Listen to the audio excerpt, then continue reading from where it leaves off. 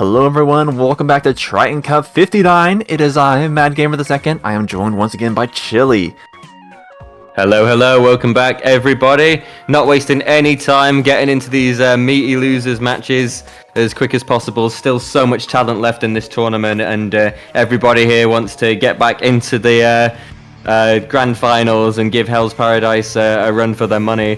Rugrats, aptly named after a very good British TV show. And the Fame Monster, which I know very little about, but they're 4th seeded and had a very, very good run. Getting knocked down by Bet, I believe, Imad. Is that right? Mm-hmm. So, yes, getting knocked down by quite a strong team. We have pretty similar comps open up. Both teams have the N7 ballpoint combo, but it's just their choice of aggression. We got the Bucket versus the Stamper. I'm curious to see how that matchup plays out. For zones, you got the Tri-Strike. Just give me a little bit more paint control in the specials. Yeah, very similar compositions in some respects, but just enough to kind of differentiate them. Both with the kind of tactical engine, which has proven to be so suffocating if a team gets momentum. Rugrats managing to have a very strong start, having the tactical to set up in advantage state. Very nice ballpoint pick play on Lucifer. They're shutting down the Fame Monster's NZAP, which is going to possibly delay a retake. So this is looking quite challenging for them at the moment. The Splatana Stamper also getting shut down before being able to do anything flashy, unfortunately. Yeah, that is going to be the one downside of Fame Monster's comp right now. They have a vanilla shot as on top of that Stamper, so both of those specials there require getting the picks, and they do manage to get the wipe out there, so disregard anything I was about to say, but you do have to get the picks for those specials to be effective versus the Tri-Strike or the Crab. It's like their mere presence is enough to move teams out of the way from where you want to go. And for zones, that is crucial. Yeah, no, absolutely spot on, and I wonder if we will see that come into play more and more as this game goes on. Fame Monster is so good to recover there because it was looking pretty bleak, and Rugrats were looking like they had some really good positional decisions. So Fame Monster saw their moment, took it beautifully. You don't see wipeouts that often in this high level of gameplay, certainly not in zones, so they've done very good. They have had their zone neutralized, but they're still holding their own. The specials are coming back out. The Jet got a pick. The Zuka's out when they're already 2 down, so Fame Monster looking like they're going to hold here, I imagine, looking a lot stronger than they started. Yeah, that's going to be absolutely huge. The fact that Fame Monster was able to weather the push by Rugrats there, that's going to leave them with a good deal of time to get some more points on the board and possibly take this lead back. But we do see the Tri-Strike online for Rugrats, so they're preparing to start their next push pretty soon, and they are coolered up as well. And this Stamper play has just been amazing to watch. They are finally getting shut down by the coolered up Slosher, but not before taking the lead. What I loved about the Stamper there as well is they could have made aggressive plays earlier, but they chose to focus on just that constant poking and pressure, forcing people to come to them and then taking one person down with them and injuring another. So very nice decision making that gave them enough time to take the lead. I think we're in for a really scrappy back and forth here, I'm all for it, especially with these tactical engines just making things constantly in your face, constant aggression, constant revenge kills. It's super engaging gameplay.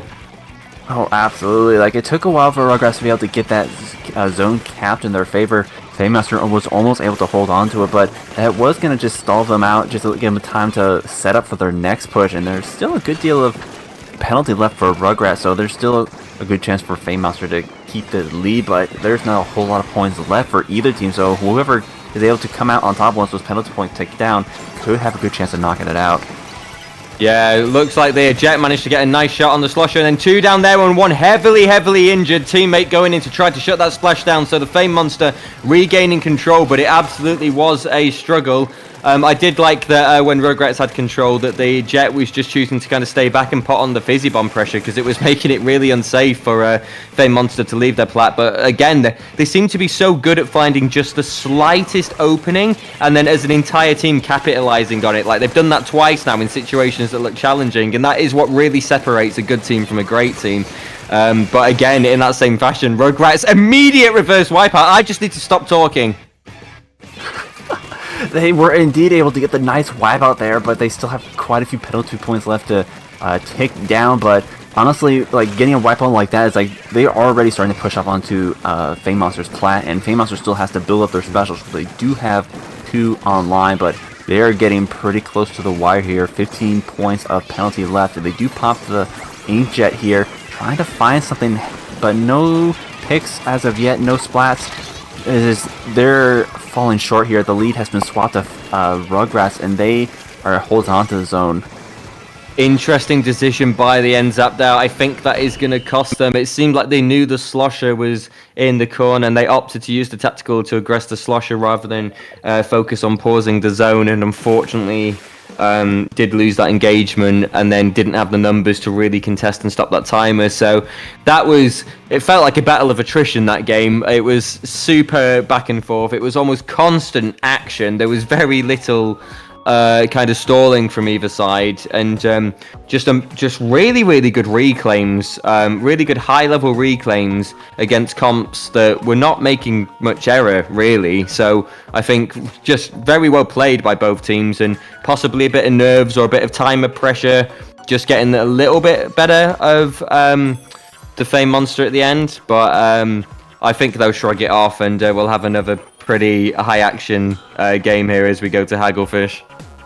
In Chile, it was interesting, like, when neither of these teams had, like, at least 2 members up, like, as you said, it was just super scrappy, super back and forth, just neither team was able to get a foothold until the entire team was wiped out. We had that first wipeout from Hell's Paradise able to take the lead in that push there, but then the other side was able to just get a wipeout in the last 30 seconds or so there, and that was able to just solidify the KO for them. Yeah, absolutely, and super impressive stuff, because wipeouts are not easy against the squads with that level of kind of map awareness. It takes a really coordinated assault, and both these teams have proven they have that in them. As we are in losers at this stage as well, these are currently best of 3, so there is very little second chances. Fame Monster are on their tournament stock now, so they will be feeling that pressure as they go into this, but I'm sure they will put up a really good fight, and we'll see if Rugrats can close this out quickly. The tactical is coming out immediately, but the Fame Monster getting some very nice initial control. Losing the ends up there should mean a reclaim for Rugrats, though.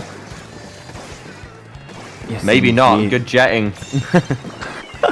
The Jet getting a nice pick right there, but the Tri-Strike's going to be responding here, almost flipping the zone, but Fame Monster's able to hold on to it.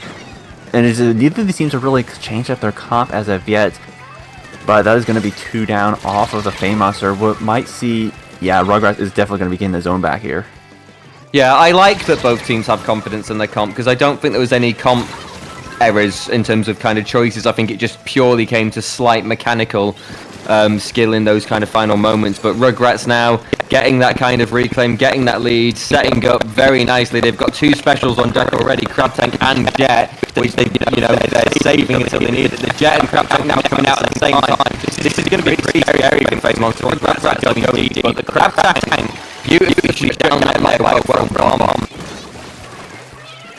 Yeah, they weren't able to really make much of it pretty much immediately, but it was enough to divert their attention that Jet had to use the resources to shut it down, and they're down to 3 members, and still Rugrats pretty darn close to getting that KO, and they just have with the 10 points remaining. I'm sure they'll be able to hold on to it because there's no specials for the Fame Monster here, and that is going to be Rugrats taking that KO.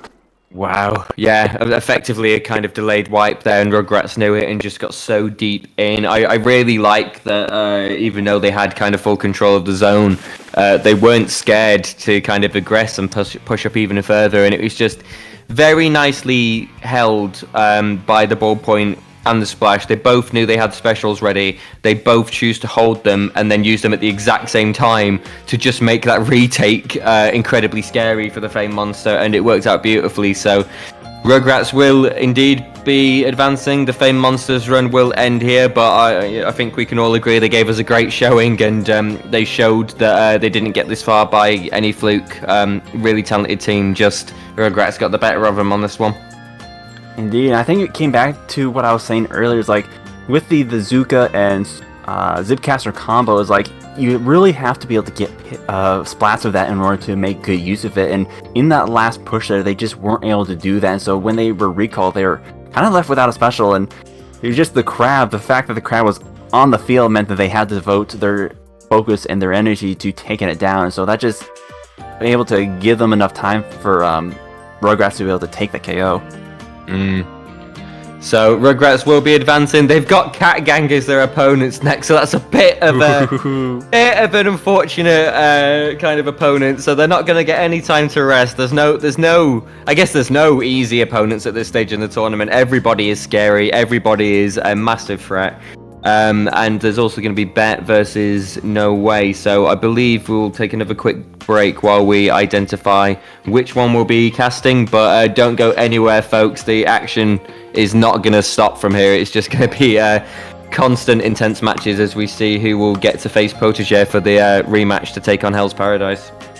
That's right. We'll be right back.